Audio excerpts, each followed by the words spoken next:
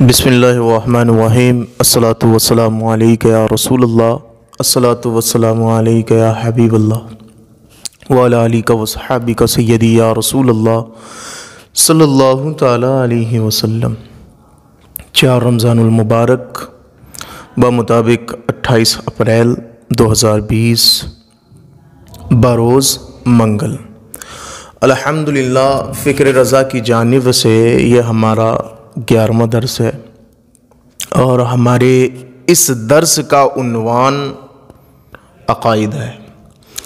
بہت سے لوگ جب پریشانی میں ہوتے ہیں تو کچھ اس طریقے کے جملے ادا کرتے ہیں جیسے کہ اللہ تعالیٰ نے مجھے آج تک دیا ہی کیا ہے، خود تو آسمان پر بیٹھا حکومت کر رہا ہے اور ساری مصیبتیں اور پریشانیاں میرے گھر میں ڈال رکھی ہیں، زندگی کے کسی بھی حصے میں مجھے خوشی نہیں ملی۔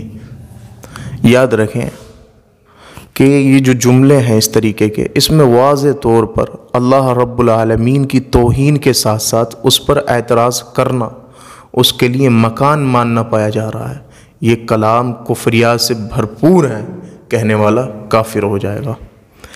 تو عام گفتگو میں بھی اس طریقے کے جملوں کا بہت زیادہ رواج ہے، ہم سوچتے نہیں ہیں کہ ہم کہہ کیا رہے ہیں۔ آپ یہ بات ذہن نشین کر لیجئے کہ کوئی بھی ایسا کلام جس کے اندر رب کی ذات پر اعتراض کیا جائے وہ کلام میں کفر ہے، اور کوئی بھی ایسا کلام جس میں رب العزت کے لیے مکان ثابت کیا جائے یا سمت ثابت کیا جائے وہ بھی کفر ہے۔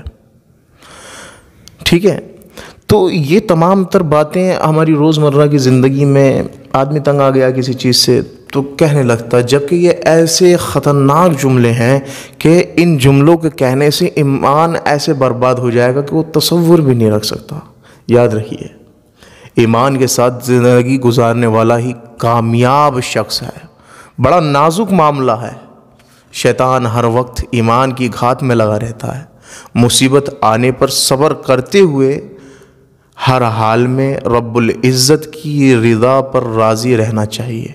پاک پروردگار ہمارا مالک ہے، وہ مختار ہے۔ اللہ جسے چاہے بے حساب جنت میں داخل فرمائے اور جسے چاہے امتحان میں مبتلا کر کے صبر کی توفیق عطا فرما کر انعام و اکرام کی بارش فرمائے۔ مومن کامل وہی ہے جو ہر حال میں رب ذوالجلال کا شکر گزار بندہ بن کر رہے۔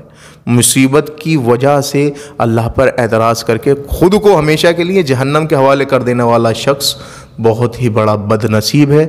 ہر مسلمان کو امتحان کے لیے تیار رہنا چاہیے، لہٰذا اگر مصیبت آئے تو اس پر صبر کیجئے، انشاءاللہ اللہ تعالیٰ آپ کو اس کا اجر عطا فرمائے گا۔